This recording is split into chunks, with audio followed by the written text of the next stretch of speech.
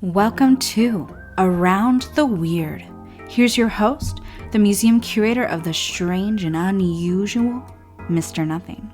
Thank you, mysterious voice, and welcome back to Around the Weird, a booktube channel where I talk about all the unusual and out of the ordinary literature that I've found in my travels.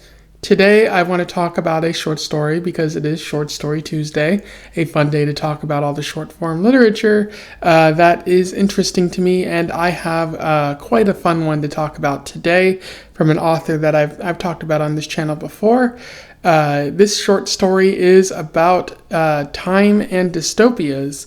I am referring to Repent Harlequin, Cried the TikTok Man, which I'll just refer to as Repent Harlequin, by Harlan Ellison, which was published in 1965. For those who don't know, and I have a feeling a lot of people would know who Harlan Ellison is, because he is one of the big name sci-fi type authors from the last century, along with Isaac Asimov and Robert Heinlein and many others, Philip K. Dick, for example. And I've talked about Harlan Ellison on this channel before, so if you want to learn a little bit more about him and go into more detail, I'd recommend checking out I Have No Mouth and I Must Scream video that I did. It was one of the first videos I did, so probably a little rough, but I talked about him in more detail there. But yeah, Harlan Ellison wrote a lot of sci-fi. He wrote nonfiction. He wrote not only short stories, but also longer novels. Quite a highly regarded name, but he was also very controversial, getting in fights with a lot of people, suing people as well, and also being seen as somewhat of a misogynist, even going so far as to maybe sexually harass people, which is unfortunate, but that's something that we have to talk about when we talk about people, the good and the bad. But yeah, he even though he was controversial, a lot of people still said, like, as they were saying, oh, this guy is horrible, but his writing is pretty good, which I think is fascinating. And I've had a pretty good experience with his work, both with I Have No Mouth and I Must Scream, and this one, which I read. I really need to check out more of Harlan Ellison's work, although it's kind of difficult knowing how much of a jerk he was, not wanting to necessarily support that, but he's dead, so this is where we're at.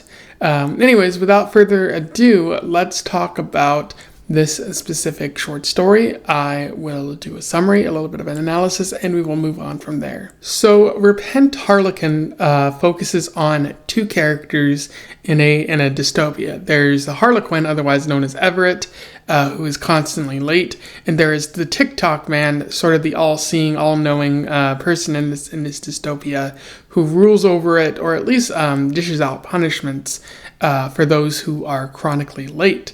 The story really begins with a quote from Henry David Thoreau about the common man and how they're often sent to war and forced to serve the machine, and state officials who work with intelligence, but often serve the devil in the name of the god, and the machine as a whole, which churns out these people. And sometimes it churns out revolutionaries, and there's a need for heroic revolutionaries in order to bring about positive change in a society, which is where it's really setting the tone for the entire story. The rest is told out of sequence, with the story really beginning in the middle and then moving towards the beginning and seeing how we got there, which I think is an interesting way for Ellison to tell the story. He talks about the TikTok Man, who has the ability to take away minutes, seconds, hours of your life because you are late, especially if you drag the schedule down. And this is a dystopia where society has developed such a rigid adherence to time that anyone who is late is punished for it by the TikTok Man. And at the start, or at the middle of the story, really which is the start, the Harlequin shows up and begins to introduce chaos into the workplace. The TikTok Man has been trying to catch the Harlequin for some time, but doesn't know his real name, so he can't bring about any punishments. And the Harlequin just throws about jelly beans, causing a disruption and slowing everything down by 7 minutes, which isn't that much to slow it down, but it's enough because the society has been, rigidly scheduled the whole time. It kind of opens people's eyes, and because everything's behind time, they want to track down the Harlequin even more now. And then the story really flashes back to the beginning, how we got here, and what laws were created that really made this dystopia. And we learned that the Harlequin is actually a man named Everett who is constantly late. Because he's constantly late as the Harlequin, nobody knows who he is. And his wife or his girlfriend is upset, telling him that it would be better if he was on time, and he shouldn't. It really embarrasses her that he is constantly late to everything, and she also wonders why he needs to wear that clown costume and annoy people, but he doesn't really answer any of that. He just sets about town, trying to disrupt things. There's a manhunt for the Harlequin, and he manages to outsmart some of the people looking for him by actually showing up on time, which is a bit that I find pretty funny there. But eventually the manhunt captures the Harlequin, Everett. And they begin, asking questions like, why aren't you on time? Why can't you just fit in here? You're a nonconformist. And Everett notes, that wasn't a problem before, but it is now because times have changed. And Everett's like, okay, you can kill me then. I don't really care. And the TikTok man notes, he's not going to, because he has other things in mind. And indeed, he sets about brainwashing Everett. And eventually, this results in Everett apologizing for being late and saying he wants to fit into society now, and it's no good disrupting anything. Which the narrator notes, unfortunately, some deaths do have to happen to bring about revolutionary change in society. And as the story ends, one of the TikTok man's workers notes that the TikTok man is 3 minutes late and everything is behind schedule now, showing the lasting impact that Everett has apparently had. And that's where the story ends there. In terms of analysis, there's a couple ideas that Harlan Ellison is working with here. The first one is, of course, time. This story shows a society that is built on strict adherence to a schedule that over time, because a schedule was seen as a necessity, that sticking to the time, either in the workplace, at school, or anywhere else, because we adhered so much to that, our society became sort of it circled around that. It became built into it, and as a result, anyone who violated that idea of time, or being on time, or being punctual, or even being a little bit early, anyone who violated that idea was pretty severely punished, or even straight up killed by having their heart just stopped.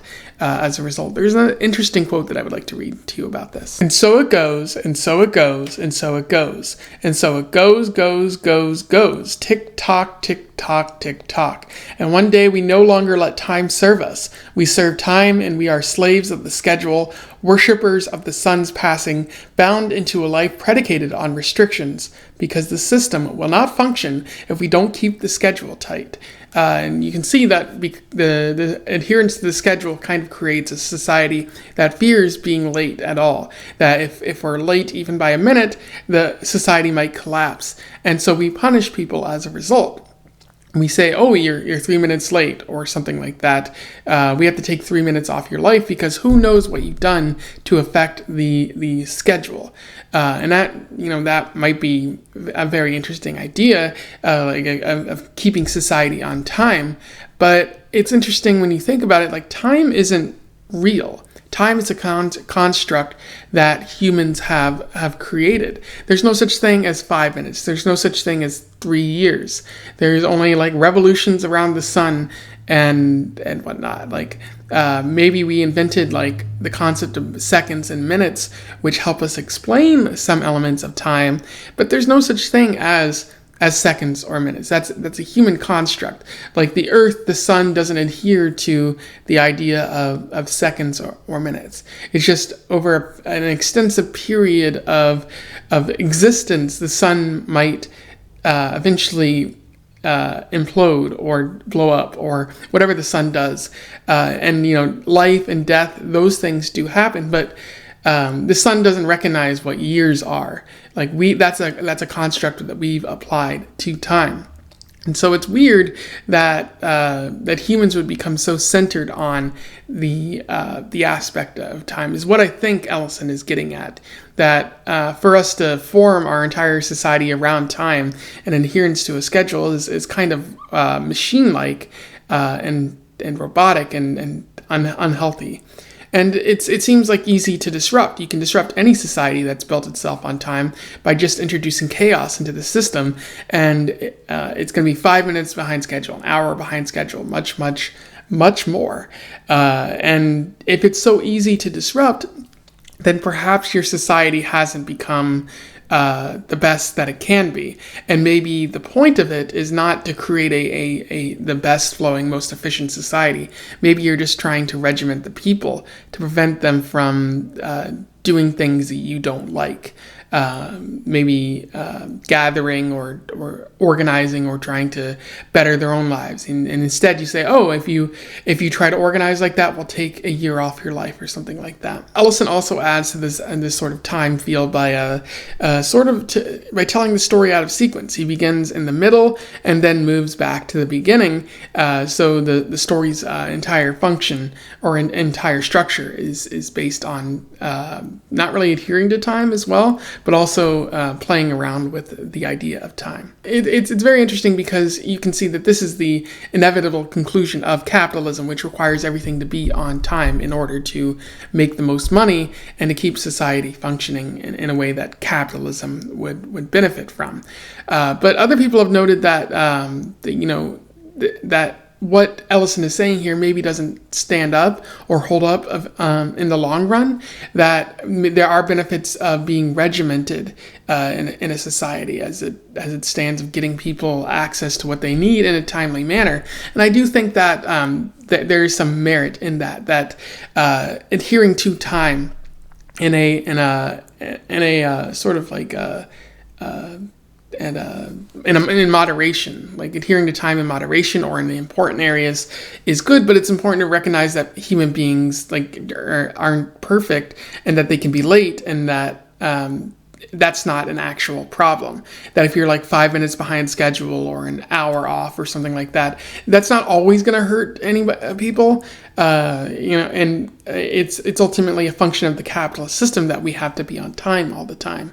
But there are benefits of using time that we shouldn't forget about. So I think that's what some of those critics have gotten at there. Ellison also talks about conformity a little bit here. Everett doesn't necessarily fit into this dystopia, and that becomes a problem. He even notes like being a conformist was once accepted, although not really.